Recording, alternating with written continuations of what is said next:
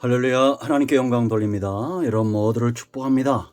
오늘도 여호와이래 하나님께서 반드시 우리 삶 가운데 함께 하시며 하나님의 선하신 뜻대로 인도하실 것을 믿습니다. 오늘은 성막론 덮개 두 번째 시간입니다. 기도합니다.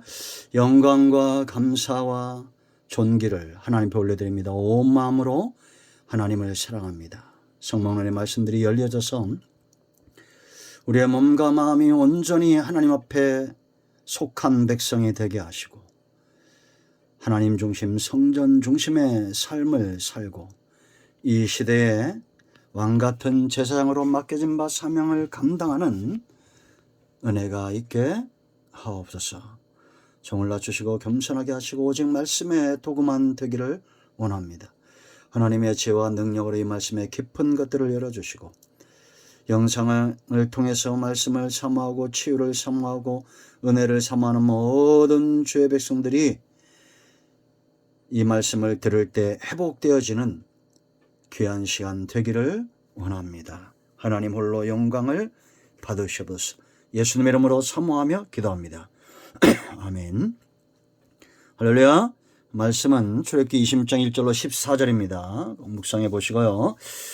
자, 첫 번째 덮개 어제 살펴봤습니다. 제일 먼저 청색, 생명이신 그리스도. 왜 예수님께서 우리의 생명의 주가 되신다 말씀하셨습니까? 거룩하시기 때문입니다.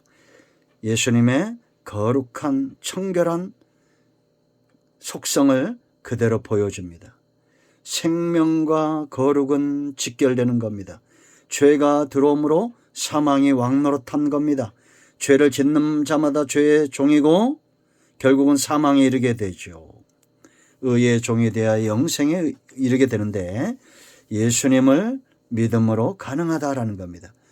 천하 만민 가운데 구원 얻을 다른 이름을 우리에게 주신 적이 없어요. 생명의 주입니다. 사도행전 4장 12절 누구든지 주의 이름을 부르면 구원을 얻습니다. 아멘. 주 예수를 믿으라 그리하면 너와 내 집이 구원을 얻을 것이다. 성경은 분명히 예수님을 생명의 주로 소개하고 있습니다. 교회 사역입니다. 두 번째, 자색 왕권입니다. 여러분, 왜 예수님이 왕적 권위를 가지고 이 땅에 오셔야 했습니까? 하나님의 나라를 세우기 위해서 오신 겁니다. 구원은 자기 백성을 찾는 겁니다. 나라는 뭐가 있어야 성립이 됩니까? 최소한 세 가지. 첫째는 주권, 왕권이 있어야 되고 땅이 있어야 됩니다. 기업입니다. 세 번째, 백성입니다. 가장 중요한 것이 이 세 가지가 다 중요하지만 그 가운데 여러분 백성이 없다고 생각해 보세요. 땅이 무슨 소용이고 왕이 무슨 소용이겠습니까? 이미 임한 하나님의 나라 우리가 살기를 원하고 마태복음 12장 28절 장차 임할 새하늘과 새 땅을 흠모합니다. 요한계시록 21장 이하부터 여러분 읽어보세요. 천국을 엿볼 수 있습니다. 그럼 이제 우리가 주목할 것은 예수님이 도대체 어떤 왕이냐라는 겁니다. 예수님이 어떤 왕이냐에 대해서 알 때에 우리가 이런 권세를 가지고 잘못 사용하고 있는 이단과 신비주의와 약한 사단의 세력을 분별해낼 수 있다는 거예요. 여러분 무당도 귀신 내쫓는다고 그랬잖아요. 신령한 무당들도 있습니다. 이단들도 흉내를 잘 냅니다. 그럼 우리가 열매로 알아야 됩니다. 예수님은 왕으로서 어떤 열매를 맺었을까요? 첫째는 공의로운 왕입니다. 이 자색은 공의로운 성품을 나타냅니다. 예수님은 공의로우신 성품을 가졌다라는 겁니다. 그러면 굉장히 중요한 교훈을 우리가 얻을 수 있습니다. 예수님이 공의로운 속성을 가졌기 때문에 하나님의 뜻에 온전히 수종들었다라는 겁니다. 하나님의 영광을 드러내기 위해서 예수님은 사역을 감당하셨고 하나님은 예수님을 통해서 영광을 얻으셨습니다. 여러분 우리가 로마서를 통해서 공부했죠. 율법을 주신 목적이 무엇입니까? 양심을 이방인들에게는 양심이 유대인들에게는 율법이 그들이 온전히 그렇게 살면 구원 얻을 수 있지만 율법을 온전히 지킬 수 있는 사람이 없어요. 양심대로 살 수 있는 존재가 없어요. 그래서 하나님의 영광에 이르지 못했다고 성경은 분명히 말하고 있습니다. 하나님은 자기 백성을 찾아대요. 우리가 하나님 나라를 산다는 것은 영화로운 모습, 하나님의 영광에 이르도록 우리가 하나님 된다는 것이 아니라 장차 성화와 영화의 단계를 통해서 하나님께 나아가게 될 것입니다. 그런데 율법을 통해서는 로마서 3장 20절 보세요. 율법의 행위로는 그의 앞에 의롭다 하심을 얻을 육체가 없나니 율법으로는 죄를 깨달음이라. 그래서 하나님이 새로운 율법의 한 의가 나타났다고 했습니다. 율법과 선자들에게 증거를 받은 것이니 로마서 3장 20절 곧 예수 그리스도를 믿음으로 말미암아 모든 믿는 자에게 미치는 하나님의 의인이 차별이 없느니라. 제가 여러 번 얘기했죠. 예수님께서 의롭기 때문에 하나님의 구원 사역을 온전히 수정된 거예요. 그리고 예수님이 공의롭기 때문에 심는 대로 거두는 것입니다. 갈라디아서 6장 10절 이하에 하나님은 절대로 만월의 여김을 받지 않아요. 내가 심는 대로 거두는 것은 하나님의 속성이 공의롭기 때문입니다. 예수님의 속성이 공의롭기 때문이에요. 그러므로 여러분, 신앙생활, 내가 기도하고 전도하고 예배 중심의 삶, 시간과 물질과 내 모든 것을 드리는 이 삶들이 절대 허송세월이 아니라는 거, 잘못된 투자가 아니라는 거 아셔야 됩니다. 때가 되면 반드시 이루게 하실 겁니다. 그리고 세 번째, 억울함이 없다는 겁니다. 공의로운 왕 앞엔 억울함이 없어요. 여러분, 이 땅에 얼마나 많은 사람들이 억울한 일을 당합니까? 세상 나라에는 억울함이 많습니다. 그런데 여러분, 말라기 4장 2절 말씀 보면 내 이름을 경외하는 너에게는 공의로운 해가 떠올라서, 공의로운 해는 바로 예수 그리스도를 이야기합니다. 치료하는 광선을 비추리니 너희가 나아가서 외양간에서 나온 송아지같이 뛰리라. 할렐루야. 세상 살면서 억울함과 고통과 고난 가운데 병들고 지친 영혼들이 예수 그리스도 공의로운 주님을 통해서 회복되고 치유되는 것입니다. 두 번째, 예수님에게는 권세가 있어요. 능력이 있어요. 이 권세와 능력이 무엇을 통해서? 사랑과 더불어 일하는 것입니다. 하나님은 사랑이시에요. 여러분, 사랑의 속성을 가진 자가 힘이 있는 것과 악인이 힘이 있는 것과는 너무나 다른 것입니다.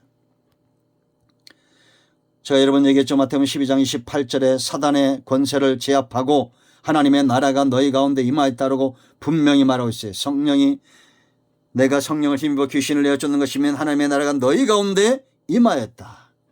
마귀의 역사와 하나님의 성령의 역사는 다릅니다. 사랑은 사람을 세우고 권세로, 마귀는 넘어뜨리는 거예요. 그래서 누가복음 4장 1절로 13절 말씀을 보면, 누가복음 4장 1절로 13절입니다.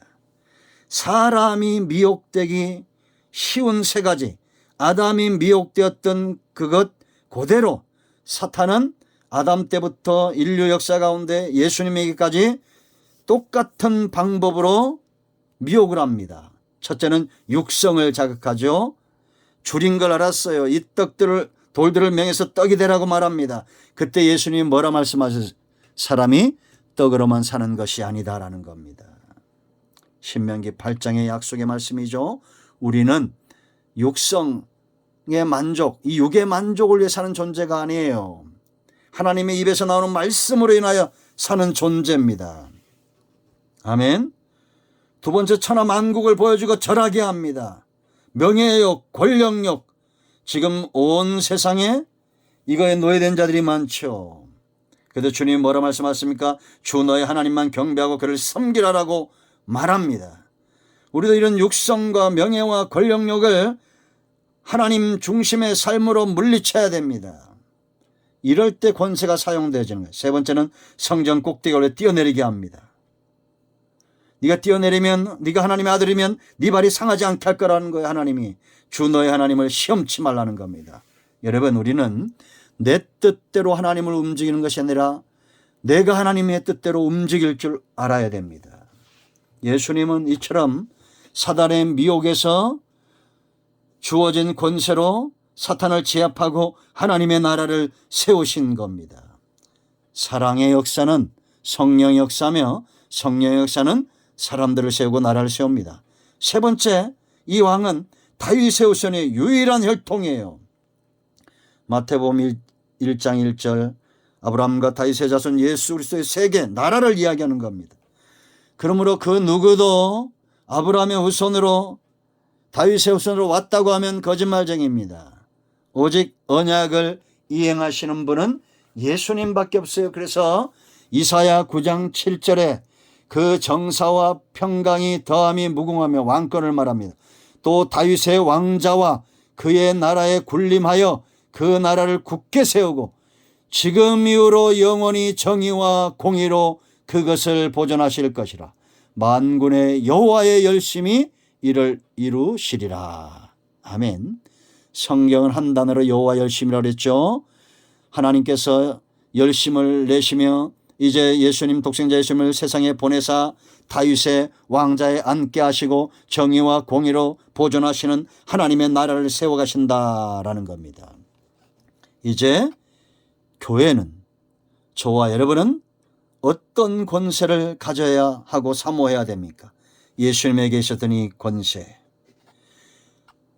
공의를 소중히 여길 줄 알고 공의로운 사역, 공의로운 삶, 사랑과 거기서 나오는 힘을 발휘할 수 있는 마귀에게 없는 이 사랑의 능력, 다윗의 자손으로 언약을 귀하게 여길 줄 아는 하나님 나라 백성이 되어야겠습니다. 아멘. 할렐루야. 기도합니다.